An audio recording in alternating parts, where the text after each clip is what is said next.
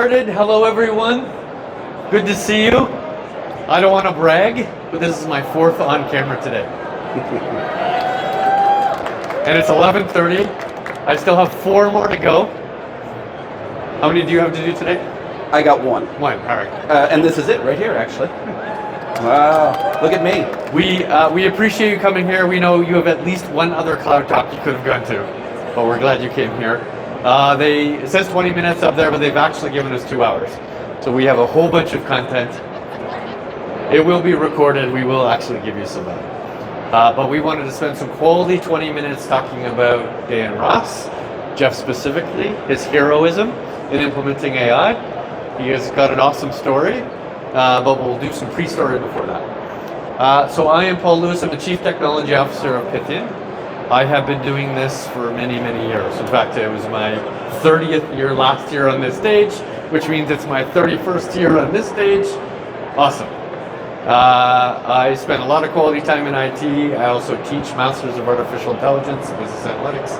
I'm on the board of a variety of organizations, including Technology for AI, and I do a lot of this talking. In fact, my next conversation is with my podcast host that we do every single week. So it is a constant talking. And then we have Jeff. Tell us about you. Yeah, good morning, everyone. I'm Jeff Schnarr. I'm the CIO at Dan Ross. And I'll tell you what a Dan Ross is here in a minute. But I spent 25 years working in IT and in the business in transformation. I've been called a transformation junkie. It probably took 10 years off my life, but it is what it is. So if you go to the next slide, we'll talk about Dan Ross. So we have a really interesting story, and the only thing that I like, talking, about our story, more about our story, is talking about it. So I'll try to keep it under the 20 minutes. But we started way back when as a family-owned company, 2 trucks hauling potatoes. We're hauling potatoes for our parent company, McCain Foods Limited. And today, McCain Foods Limited is the largest producer of frozen French fry products and appetizers in the world. So if you eat a French fry, you are most likely eating a McCain Foods French fry. But the interesting thing about Dan Ross is, when we started with those 2 trucks 75 years ago this year in 1950, we were able to grow to 7,500 employees, 550 trucks, 9,150 trailers. And we're spread out across North America. We're one of the top trucking companies in Canada and have a big presence in the US. But the interesting part about that is that McCain Foods Limited today is only 5% of our overall revenue. So we've developed into an organization and a trucking company and a separate entity on our own. So that's about us. And you've been there? I've been here at Dan Ross as a CIO for 8 years now. Wow. And what was it like before you came versus when you started? Well, I'll talk about that in a few minutes, because that's a big part of our story. So CIOs need to make some strategic decisions, right? While all of the AI goodness is valuable to the hyperscalers, it's valuable to the analysts, it is 20% of what a CIO needs to do in their organization. They're responsible for digital transformation, they're responsible for automation, they're responsible for economies of scale, and sometimes, especially in the CPG, retail, manufacturing, logistics, is a small percentage of the revenue of the company. So they have to do a lot with a little. Even if you could grow it as much as Jeff did, you still have all of these constraints, right? I have to look at how the macroeconomics affect cross-border changes. I have to look at who and how I can employ in individual states, because there's different rules and regulations for employees in different states. I have to think about currency as a primary factor of making financial decisions, because as I have people paying in Canadian, people paying in the US. I have to think about automation in trucks, automation of drivers, automation of distribution centers. I have to think both IT and OT. It's not good enough to say I have everything in the cloud. I also need highly automated operational technology in the cab, on the person. I have to ensure that I have sensors all around so that I can collect it and look at not only the safety of a driver, but the behavior of a driver. All of that's included in the mandate of the CIO. Included in your mandate? Absolutely, and Paul, I appreciate recognizing that. But the other thing is that we stand alone, and we got to make sure that our people's data is safe, that the company's IT architecture is safe from the criminals and the cyber war that's going on out there. So it's a very challenging time. We have to make the real world decisions, and we have to have our payback on our investments that our shareholders expect us to. So CIO/CTO/CISO/Chief Risk Officer. Absolutely. Excellent. So let's talk about AI a bit. You've seen the Gartner hype cycle before. A new one's coming out in summer, which is great. I don't envision a lot of changes on this chart, and knowing that there's two real races here, right? There's the AI models, AI LLMs. They're very high up on this chart. They're deep in the peak of inflated expectations, but the AI tool sets are deep in the trough, right? And it's because of all the tooling changes that happened over time, right? New features, new functions, new speed. What I implemented last year isn't what I can implement this year. In fact, the tools I used last year is no longer available, or they're renamed, or they're rebranded, or they're bought by somebody else. Those are all true statements. So as I build new use cases, as we'll talk about with Dan Ross, it's quite possible that next year it's a new set of tools that we'll use. In fact, we heard a new set of tools at the keynote yesterday, right? So we have these kind of how far hyperscalers are ahead versus how far an individual CIO can implement in terms of tool sets, because it's usually not just the tool that's the barrier, it's usually the expertise that's the barrier. Did you have to overcome an expertise barrier? In terms of knowledge of our business, we're very fortunate that we have built a very strong network of people that really understand how our operations work. But when it comes to Gen AI technology, we relied on a great partner in Pythian and Paul and his team. And the use case matters. So it is very frequent that we go in and talk to customers about 400 interesting ideas. 350 of them are analytics, right? They're just dashboards. 30 of them are machine learning, right? Just simple segmentation classification. 20 of them are actual AI. 15 they can't afford, right? 15 are multi-year, multi-million-dollar projects that never go in production. They're interesting point of sales, they're expensive, but we picked in Dan Ross a productionizable solution that has measurable ROI, and we'll talk specifically about that. Yeah, and the key is you can use that to get buy-in to Gen AI, because a lot of the leadership of the company don't really understand what the technology is, how it works, and how it can apply to their business. And by selecting these business cases that work, that I'll talk about here today, that solve real-world problems, that's how you're going to get the buy-in, and then you create the traction in your organization. And because we like to be practical and pragmatic, we know there's just as much good news as bad news, right? So we know that OpenAI launched an operator for the desktop. Good news in that you have a tool, bad news, and they start collecting your behavior on your laptop. Google increased another investment in $1 billion. Others invested hundreds of billions, right? So good news, billion. Bad news, not hundreds of billions. Stargate was created. In fact, Stargate's out here, which is great. Multi-$500 billion venture with Oracle and Google and others. Anthropic says all humans will not be necessary in a relatively short period of time. This was the same people that believed that blockchain was going to replace all databases in 2 years, right? Probably not true. The good news is we're seeing some governance, right? We're seeing some legislation in Canada, in California, in New York, in Europe. So it's going to be helpful for ethics and governance and bias. Coding assistants are saying no, which is weird, right? That's an interesting piece of code you want me to write, but I'm not going to. Chatbots are cheating on their tests. Chatbots are really, really good when it knows the data that it's using to run the chatbot on. Chatbots are academically dishonest, right? It's taking data from other things. It is trained on academic literature, therefore it's easy to give an academic response. Search engines are incorrect 60% of the time. That's a problem. A new robot can fold origami. That's an interesting use case that nobody will ever use. I bet they spent $1 billion making that, right? So, bad news. OpenAI declares it's over if they can't train their models on copyrighted material. That sounds bad, right? The good news is they don't have access to corporate data yet, right? But when they do, then they're going to train their model on corporate data. OpenAI image is incredibly good. In fact, we saw examples of that in the Gemini model and the VO model and another model yesterday. It's exceptional building songs, exceptional at creating video, exceptional at doing images, but it's not equal to art. It's not equal to a composer. It's not equal to an author, right? It's a step before that. LLMs make up stuff. AG will not happen in our lifetime. There are some people at this show who believe AGI is a couple of years away. I'm of the opinion it's a century away. The mathematics doesn't exist to do AGI, let alone apply it. Right? You heard a lot of negative things, and my team makes me put this up here. Even though you heard a lot of potentially negative, I absolutely think the practical implementation of AI will be a force to be reckoned with. It is going to be far more innovative than cloud in a general sense. And the things that happened just actually yesterday. Midjourney introduced a new model. Judge says that there's a straw man argument in New York for the copyright, so copyright's winning. Most Americans think AI won't improve their lives. DeepMind could wreck AGI, and Gemini is coming together with their new release, right? So good news, even the individual private markets are getting it.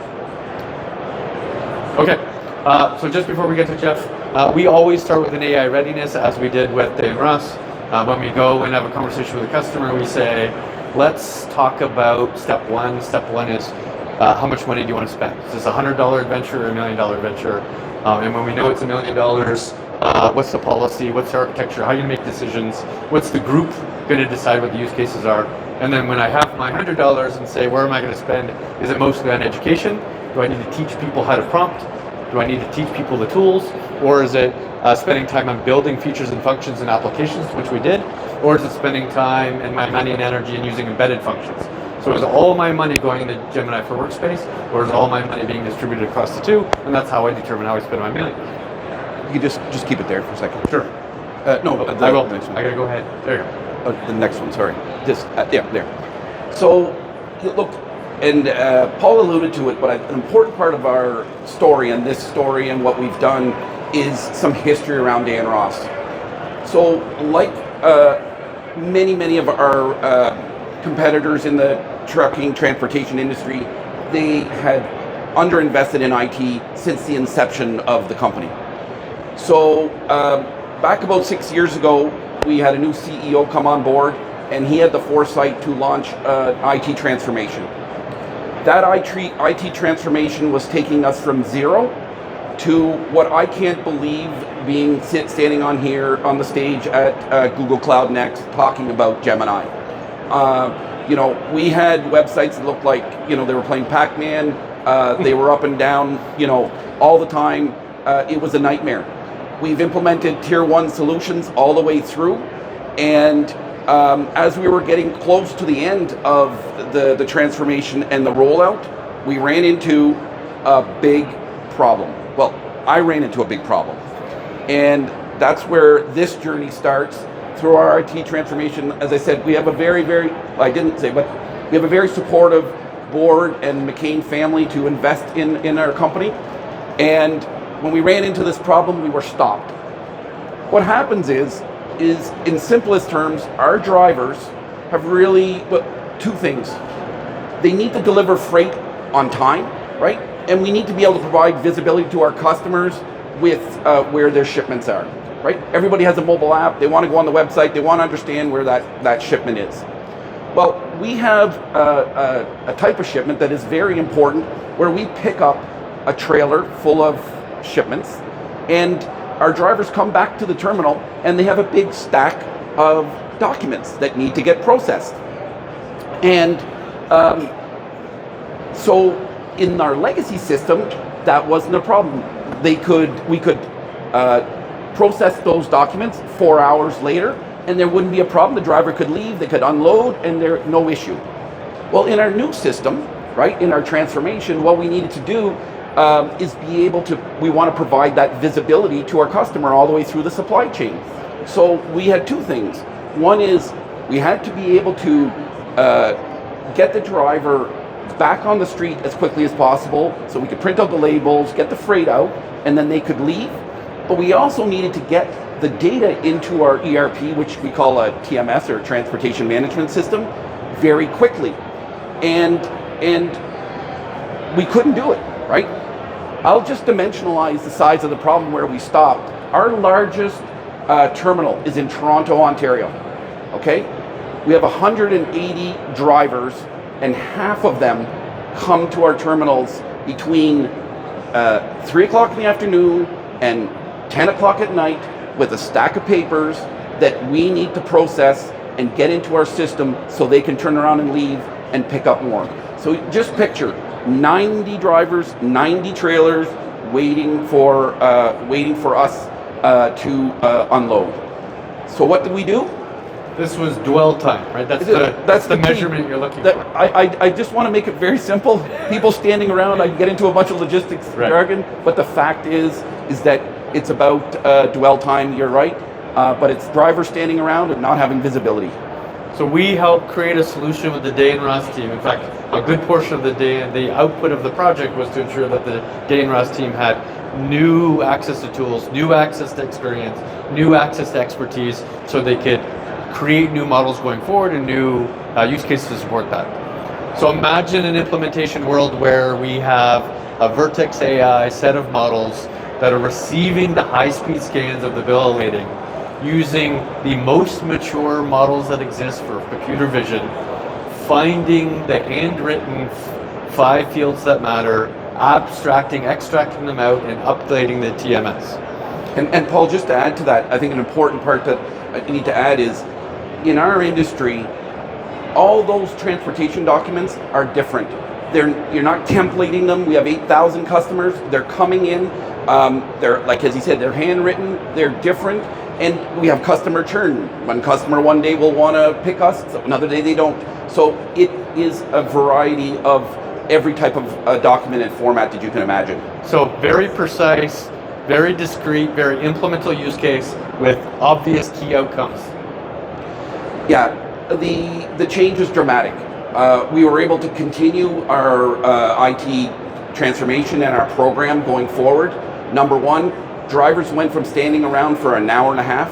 Actually, we couldn't even implement in Toronto, but in other terminals, standing around for an hour and a half to leaving in 10 minutes. Okay. The other thing is all that manual keying of document information off of those transportation documents all went away. And I'll tell you, when we talk about the future on the next slide, the key thing is, I guess another major outcome is that it's that buy-in and understanding from the highest level in the organization. So my CEO, my boss, the CEO of the company, he goes to the terminal, he asks our people, what do you think of Gemini? Because that's what we call it, Gemini. They love it.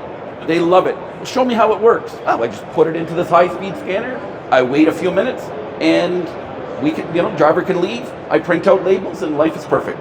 With a prompt model accuracy of 98%. Where we were in the 75s doing it manually.